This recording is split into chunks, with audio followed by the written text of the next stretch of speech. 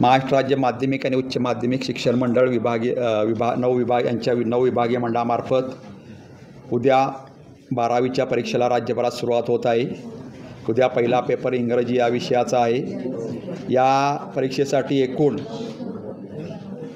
15,05,037 विद्यार्थ्यांनी नोंदणी केलेली आहे।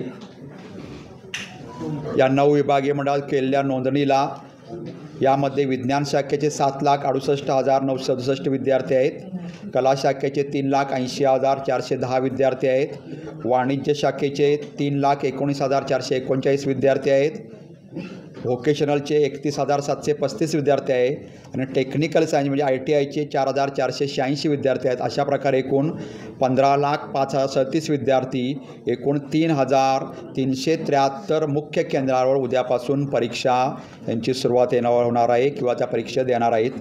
या परीक्षेसाठी माननीय मुख्यमंत्री महोदयांनी कॉपीमुक्त अभियान राबवण्याचा विशेष सूचना दिलेल्या आहेत। त्याप्रमाणे माननीय मुख्य सचिव महोदय, माननीय प्रधान सचिव शालेय शिक्षण विभाग, माननीय आयुक्त शालेय शिक्षण आणि राज्य मंडळामार्फत सर्व परीक्षेची तयारी परिपूर्ण झालेली आहे। या परीक्षेमध्ये ज्या केंद्रावर मागील 5 वर्षांमध्ये कॉपी केसेस झालेल्या आहेत त्या केंद्रावरचा केंद्र संचालक किंवा अन्य परीक्षेसंबंधी अन्य सर्व स्टाफ बदलण्यात आलेला आहे। त्यांना दुसऱ्या शाळेतील केंद्र संचालक किंवा अन्य शिक्षक पर्यवेक्षक दिलेले आहेत। त्याचबरोबर यावर्षी ज्या केंद्रावर गैरप्रकार घडतील त्या केंद्राची मान्यता कायमस्वरूपी रद्द करण्यात येणार आहे। ही परीक्षा साधारणतः 18 मार्चपर्यंत चालणार आहे, म्हणजे 11 फेब्रुवारी ते 18 मार्चपर्यंत चालणार आहे। या कालामध्ये विद्यार्थ्यांनी चांगला अभ्यास केलेला आहे।